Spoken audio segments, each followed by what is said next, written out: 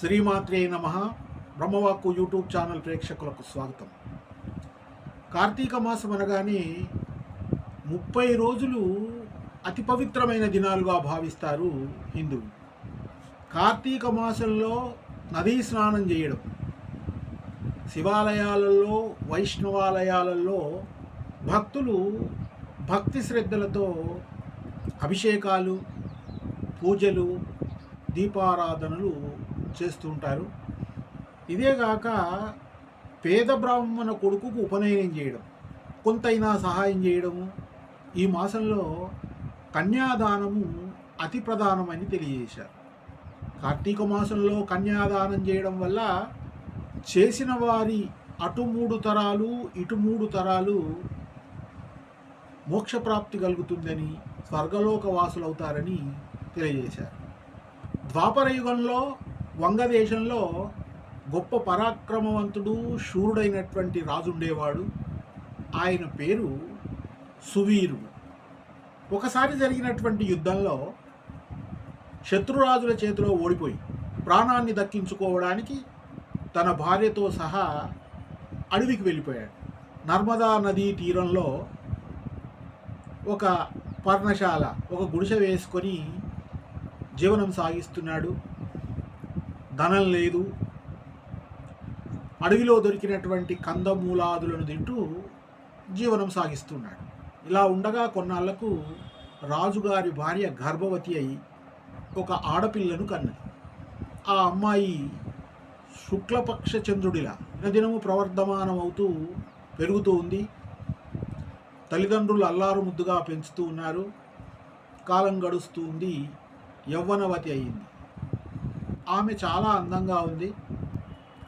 ఒకనాడు వనప్రస్థుని కొడుకు అడవిలో ఈ అమ్మాయిని చూసి పెళ్లి చేసుకోవాలని ముచ్చటపడ్డాడు. ఆ విషయాన్ని సువీరుడికి తెలియజేశాడు.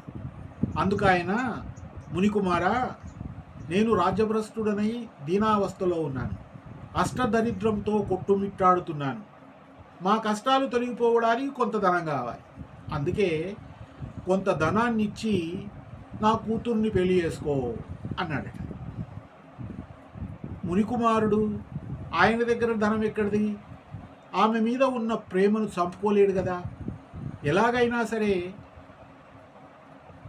ఆమెను పెళ్లి చేసుకోవాలనే తపనతో నర్మదా నదీ తీరంలో ధనాధిపతి అయిన కుబేరుడు గురించి తపస్సు చేయడం ప్రారంభించాడు. తపస్సుకు మెచ్చినటువంటి కుబేరుడు ప్రత్యక్షమై కోరిక తెలుసుకుని ధనపాత్రనిచ్చాడు. మహా సంతోషంగా మునికుమారుడు ఆ ధనపాత్రను తీసుకొని వచ్చి ఈ రాజుకు ఇచ్చి రాజు కూతుర్ని పెళ్లి చేసుకున్నాడు. పెళ్లి అనంతరము రాజు తన కూతుర్ని అత్తగారింటికి సాగనంపాడు. ఈ మునికుమారుడు భార్యను తీసుకొని తన తల్లిదండ్రుల దగ్గరికి వెళ్ళి నమస్కరించి జరిగిన విషయమంతా చెప్పి సుఖంగా జీవనం సాగిస్తూ ఉన్నాడు. సువీరుడికి ధనప్రాప్తి వల్ల ధనాన్ని స్వేచ్ఛగా ఖర్చు పెడుతూ జీవిస్తున్నాడు. ఇలా ఉండగా ఆయనకు ఇంకొక కుమార్తె కలిగింది. చూడండి ధనాశ ఎలా ఉంటుందో.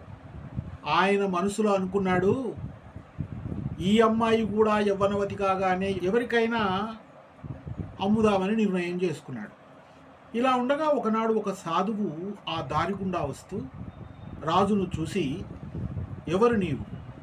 నీ ముఖంలో రాజు లక్షణాలు కనిపిస్తూ ఉన్నాయి. ఈ అడవిలో ఉండడానికి కారణం ఏమిటని అడిగాడట. అప్పుడు ఆ సువీరుడు జరిగిన విషయమంతా చెప్పి, లోకంలో దరిద్రము కంటే కష్టమేమీ లేదు, పుత్రశోకము కంటే గొప్ప దుఃఖము లేదు, భార్యా వియోగము కంటే మరే సంతాపము లేదని చెబుతూ శత్రురాజుచే ఓడింపబడడం వల్ల రాజ్యాన్ని కోల్పోయి ఈ భయంకరమైన అడవిలో నివసిస్తున్నాను. మొదటి కూతుర్ని డబ్బు తీసుకొని పెళ్లి చేయడం వల్ల ఆ డబ్బుతో ఇన్నాళ్ళు గడిచింది.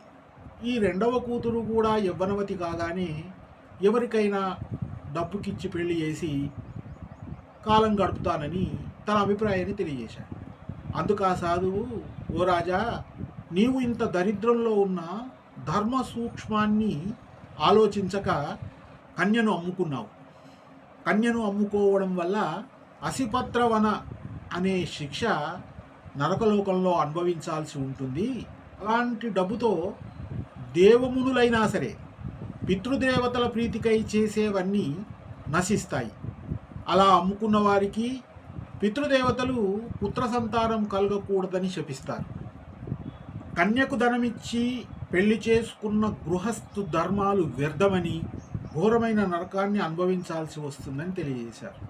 కన్యను అమ్ముకున్నట్లయితే ఎలాంటి ప్రాయచిత్తము లేదని, రాబోయే కార్తీక మాసంలో రెండవ కూతురికి, యోగ్యుడైన వాడికి, ఉత్తముడికి నీ శక్తి కొలది బంగారు ఆభరణాలతో అలంకరించి కన్యాదానము చేసినట్లయితే గంగా స్నానము చేసిన, అశ్వమేధ యాగము చేసిన ఫలితం వస్తుందని, అలాగే మొదటి కూతురుని అమ్మిన పాపము కూడా నశిస్తుందని ఆ మహానుభావుడు తెలియజేశాడు.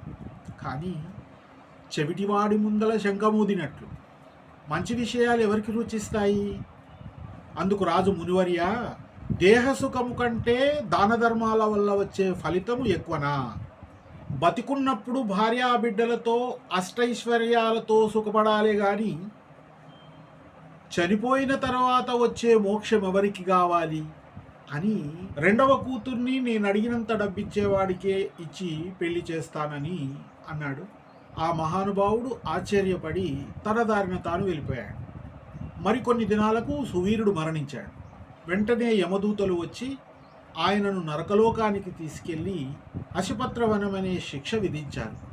వెంటనే సువీరుని పూర్వీకుడైన ధర్మ ప్రవర్తనుడైన శృతకీర్తి ప్రజలను కన్నబిడ్డల్లా పరిపాలన చేసి ధర్మాత్ముడుగా పేరు పొందినటువంటి ఆయన స్వర్గలోకంలో ఉన్నాడు, సర్వ సుఖాలను అనుభవిస్తున్నాడు. ఎప్పుడైతే సువీరుడు ఈ పని చేశాడో వెంటనే ఆయనను కూడా తాళ్లతో బంధించి స్వర్గలోకంలో నుంచి నరకలోకంలోకి తీసుకొచ్చారు. శృతకీర్తి యమధర్మరాజుతో, నేను తెలిసినంత వరకు ఇతరులకు సహాయం చేశాను కానీ ఏనాడు కూడా అపకారం చేయలేదు. దాన ధర్మాలు, యజ్ఞయాగాలు చేశాను, నాకెందుకు ఈ దుస్థితి అని అడిగాడు.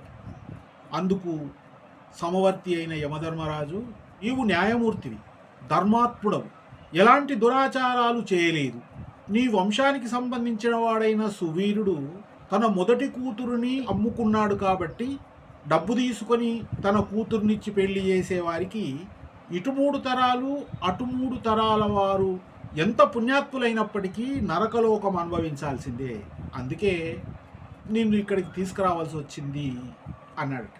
ఇక శృతకీర్తి ప్రాధేయపడగా యమధర్మరాజు, నీవు నర్మదా నదీ తీరంలో ఉన్న సువీరుని భార్య కూతుర్ని కలుసుకొని ఆ కన్యను యోగ్యుడైన వాడికి ఇచ్చి కార్తీక మాసంలో కన్యాదానం చేసినట్టయితే నీ పూర్వీకులు సువీరుడు నీ పితృగణానికి స్వర్గలోక ప్రాప్తి కలుగుతుందని, నీకు మానవ శరీరాన్ని ఇస్తున్నాను, వెళ్ళమని చెప్పేసి అనుమతించాడట.